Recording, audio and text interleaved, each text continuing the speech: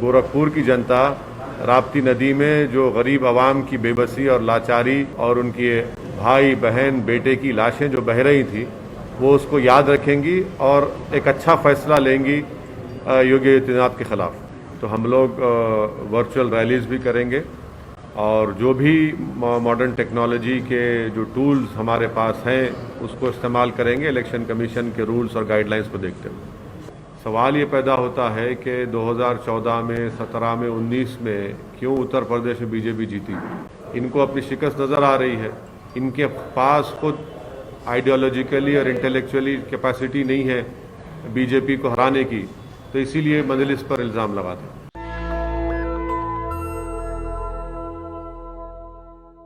पहले तो मीडिया के ज़रिए ये बात फैलाई गई थी कि वो अयोध्या से लड़ेंगे, फिर अचानक ये मालूम हुआ कि वो गोरखपुर से लड़ेंगे।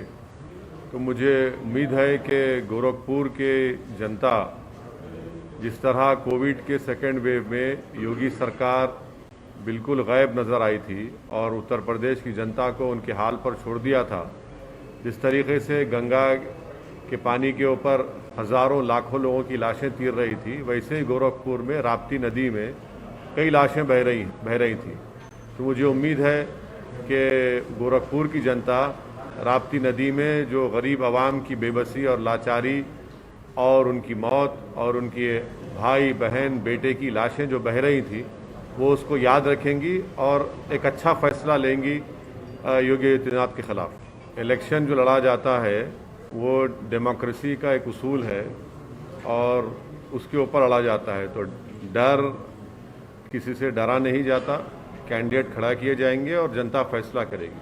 सर, आपकी तैयारी कैसी है? अपने 9 कैंडिडेट्स की? हाँ, हमारे पार्टी प्रेसिडेंट ने इस बात का ऐलान किया है कि हम लोग उत्तर प्रदेश के विधानसभा में 100 विधानसभा की सीट पर लड़ने की तैयारी कर रहे हैं और पहली लिस्ट हमने फर्स्ट फेज़ की जारी की है और भी कैंडिडेट्स दूसरे फेज़ के और दूसरे जितने फेज़ हैं उसके जारी किए जाएंगे और हम लोग पूरी तैयारी कर रहे हैं, पूरी तैयारी के साथ इस चुनाव में मुकाबला कर रहे हैं।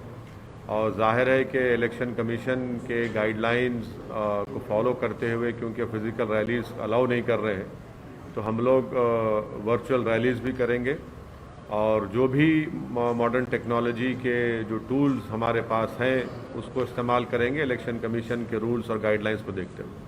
सर, आपकी रैलियों में काफ़ी तादाद में भीड़ इकट्ठा होती है। ये भी कहा जाता है कि आपकी रैलियों में भीड़ लाई नहीं जाती है, खुद इकट्ठा होती है और आपको यूपी में रिस्पॉन्स भी मिलता है। ऐसी स्थिति में जब इस तरह के रिस्ट्रिक्शंस लगे तो आपको नहीं लगता कि आपको नुकसान होगा जो आप फिजिकल रैलियाँ नहीं कर रहे हैं? नहीं, तो देखिए, हम अकेले तो नहीं है। हर पॉलिटिकल पार्टी को इलेक्शन कमीशन ने कह दिया कि फिजिकल रैलीज अलाउ नहीं करेंगे। तो जब किसी को अलाउ नहीं कर रहे हैं तो फिर उसका दूसरा तरीक़ा ये है कि वर्चुअल रैली करें, सोशल मीडिया पे और डिजिटल मीडिया पे अपने प्रेजेंस को बढ़ाएं और वो कोशिश करेंगे। और इलेक्शन कमीशन ने और भी सहूलत दी है कि अगर एक हॉल होगा उसमें 50% कैपेसिटी पर आप वहाँ पर मीटिंग कर सकते, तो वो भी हम लोग देखेंगे। हम अकेले पार्टी तो नहीं है, इसमें सब पार्टीज़ हैं उसमें, तो जाहिर है सबको इस बात की तकलीफ़ है कि फ़िज़िकल रैलीज नहीं हो रहे हैं। मगर अब जो भी है, अब हमको उसको इस्तेमाल करके आगे बढ़ना है, अपने पैगाम को पहुँचाना है। और मुझे यकीन है कि जो हमने पिछले 4-5 महीने में मैंने करीब 60 के करीब सभाएं की है, उसका भी अच्छा असर होगा। पर सर, क्या कोविड की वजह से रिजल्ट्स पे इम्पैक्ट पड़ेगा? अब ये बताना मुश्किल है कि किस तरीके से कोविड फैलेगा, क्या होगा। बट अब इलेक्शन कमीशन ने अपने विजडम में फ़ैसला लिया है चुनाव कराने का, तो हम पॉलिटिकल पार्टीज़ में पूरा अपना ताउन देंगे, कोऑपरेट करेंगे ताकि लोग ज़्यादा से ज़्यादा निकल कर अपने वोट का इस्तेमाल करें और हमारी पार्टी के उम्मीदवारों को कामयाब करें। सर, मौजूदा रेस्ट्रिक्शंस के मद्देनजर आपका हैदराबाद से सुना गया है कि आपका हैदराबाद से आप कैंपेनिंग नहीं कर पा रहे हैं, तो आप लखनऊ में कैंप करने वाले हैं? नहीं, तो बात बिल्कुल सही है। अब जैसा ही ये हमारे कैंडिडेट्स का नॉमिनेशन हो जाएगा, प्रोसेस शुरू हो चुका है, तो यकीनन मैं लखनऊ भी जाऊंगा, वेस्टर्न यूपी में भी जाकर किसी जगह पर अगर हम वर्चुअल रैली करेंगे, आवाम से मुलाकात होगी या जो भी इलेक्शन कमीशन के रूल्स और गाइडलाइंस के तहत काम करना है करेंगे। सर, वही पुराना सवाल जो आपके बारे में कहा जाता है कि आप उत्तर प्रदेश में बीजेपी को जिताने के लिए इतनी मेहनत कर रहे हैं, ना कि अपनी सीटें भी। अब ये तो इल्ज़ाम ज़िंदगी भर मुझ पर लगता रहेगा, इसकी मुझे कोई फिक्र नहीं है। सवाल ये पैदा होता है कि 2014 में, 17 में, 19 में क्यों उत्तर प्रदेश में बीजेपी जीती।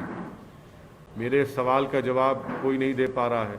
इसलिए नहीं दे पा रहा है कि सच्चाई ये है कि ये तमाम नाम निहाद सेकुलर पार्टीज़ बीजेपी को हराने में नाकाम साबित हुई हैं। और ये भी कोई नहीं बता पा रहा है कि 2019 में MIM पार्टी सिर्फ 3 लोकसभा की सीट लड़ी तो बीजेपी कैसे 306 के ऊपर जीत जाती है। तो ये सब सवालात हैं। ये बुखलाहट का शिकार और फ्रस्ट्रेशन का शिकार होकर इनको अपनी शिकस्त नज़र आ रही है। इनके पास खुद आइडियोलॉजिकली और इंटेलेक्चुअली कैपेसिटी नहीं है बीजेपी को हराने की, तो इसीलिए मजलिस पर इल्ज़ाम लगाते हैं। सर, एक सीनियर जर्नलिस्ट ने आर्टिकल लिखा है कि आप थोड़ा यूपी इलेक्शन नजदीक आया, थोड़ा स्लो हो गए, आप उतने तेवर, उतना आक्रामकता नहीं रह गए। नहीं तो उनको अपनी राय का हक हासिल है। वो सीनियर कितने हैं, जूनियर कितने, मुझे उससे परवाह नहीं है। लोग लिखते रहते हैं, अब उनको खुशी हो रही है या पेट में दर्द हो रहा है मेरे को नहीं मालूम, और हम तो अपना काम कर रहे हैं और करते रहेंगे। Sir, NCPCR writes to DM Sharanpur stating that complaint received against Darul Uloom Deoband's website and unlawful and misleading fatwas being issued by them. Well, the NCPCR should know that a fatwa is what? A fatwa is a mere legal opinion given. It does not have any legal, according to legal significance. It is an opinion given by the ulema and the scholars, and then they have the right to give it. The Supreme Court also had mentioned it in many cases. It's only a legal opinion that has been given, and if they are indulging in such behavior, it clearly shows that they have some vested interest in this.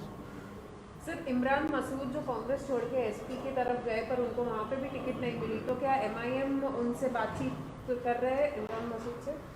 नहीं, इमरान मसूद साहब से हमारी कोई contact नहीं है, ना उनसे कोई बातचीत है। हाँ, ये बात सही है कि वो समाजवादी पार्टी में गए और उसके बाद जो मीडिया की इत्तलात हैं कि वहाँ से भी उनको इज्जत और उनका मुकाम नहीं दिया गया। सर, अभी आपने 9 कैंडिडेट्स ही रिलीज किए हैं और 100 के करीब कैंडिडेट्स हैं, तो क्या एक साइंटिफिक अप्रोच आप देख रहे हैं जो भी कैंडिडेट सेलेक्ट कर रहे हैं, जिस प्रकार के कैंडिडेट्स होने चाहिए, क्योंकि विनिंग हॉर्सेस पर ज़्यादा ध्यान दिया जाता है, तो आपके स्ट्रैटेजी कैंडिडेट सेलेक्ट करने में क्या है? देखिए, कैंडिडेट के सिलेक्शन में कोई साइंटिफिक अप्रोच ज़रा स्ट्रांग वर्ड हो जाता है पॉलिटिक्स में, पर यह है कि ज़ाहिर है हमारे पार्टी से लोग काम करते आए हैं, जो वाबस्ता रहे हैं और जो अच्छा मुकाबला कर सकेंगे, जो जीत सकेंगे, और उसमें बहुत से हर असम्बली कॉन्स्टिट्यूंसीज में मुख्तलिफ कंसिडरेशन होते हैं। उन तमाम को सामने रख कर ही एक फ़ैसला हमारी पार्टी के ज़िम्मेदारों ने लिया है और अच्छा फैसला लिया।